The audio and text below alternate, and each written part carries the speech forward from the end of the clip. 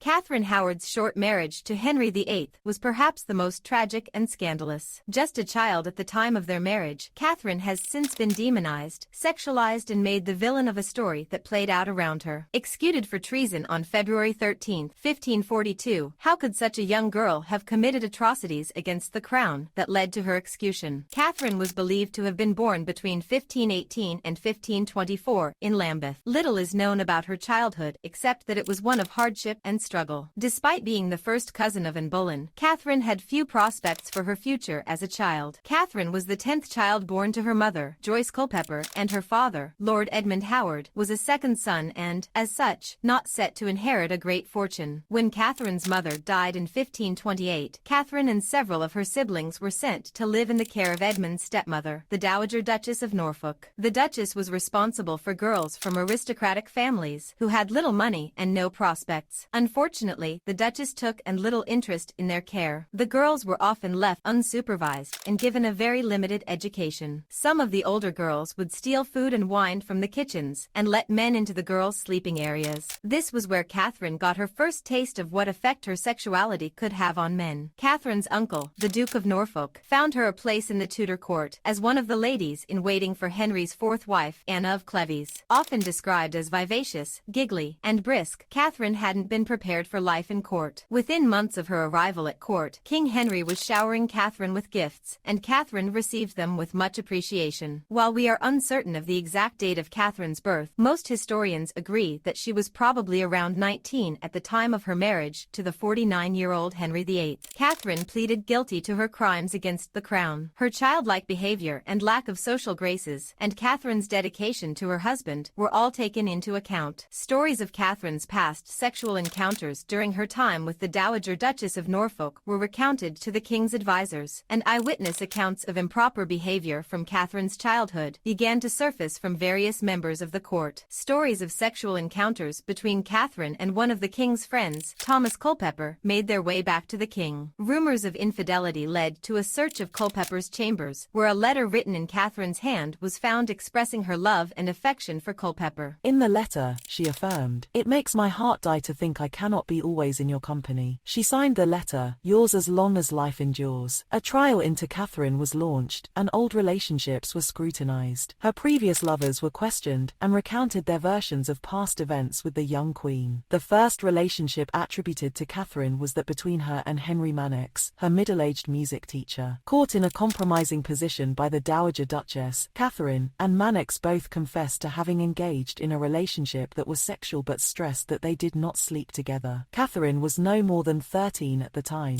The following relationship queried was that between Catherine and Francis Derham, the Dowager Duchess secretary. According to the later testimony of one of Catherine's roommates, there was much panting and puffing in the communal bedchamber, and they were forever hanging together by the belly like sparrows. When the pair were caught in another compromising position, the Duchess had sent him away to work in Ireland. When interviewed, Derham claimed that they had been pre-contracted to marry. Pre-contracts were common in Tudor times and, when consummated, were considered married in the eyes of the church. If Catherine and Derham had, as he claimed, been pre-contracted, then Catherine's marriage to King Henry would have been considered illegitimate. If this were the case, then Henry could have annulled their marriage and banished Catherine, instead of having her execute, saving both her and Derham from the executioner. Catherine, who had been 14 at the time of her relationship with Derham, denied any pre-existing contract between the pair, and staunchly claimed throughout her trial that he had raped her. However, witnesses would recall that they even addressed each other as husband and wife. Catherine herself later admitted that she knew how to meddle with a man without conceiving a child, which suggests she was sexually experienced. Catherine was stripped of her title on the 23rd of November 1541 and imprisoned. Thomas Culpepper and Francis Derham were hung, drawn, and quartered for high treason on the 10th of December. The Royal Assent by Commission Act 1541 made it treason for a queen consort to fail to disclose her sexual history to her husband, or to incite someone to commit adultery with her. Catherine was charged with treason and sentenced to death. While villainized by the Tudor court as a scheming and sexually promiscuous woman, in today's legal understanding, Catherine would be considered a victim. Sexually exploited as a child, manipulated by powerful men, and demonized for her sexuality. The one thing she was guilty of, however, and one she readily confessed to, was the affair with Culpepper that cost her her life. She knew herself, she was committing treason with Culpepper, but it would seem the excitement and passion she shared with him was worth it. As for Henry, he was devastated at the charges against his pretty little wife. Confronted with the truth about Catherine's past, Henry was plunged into a deep depression from which he never fully recovered. He had adored his young wife and had had no notion of her infidelity. Henry could never forgive her for not disclosing her past to him.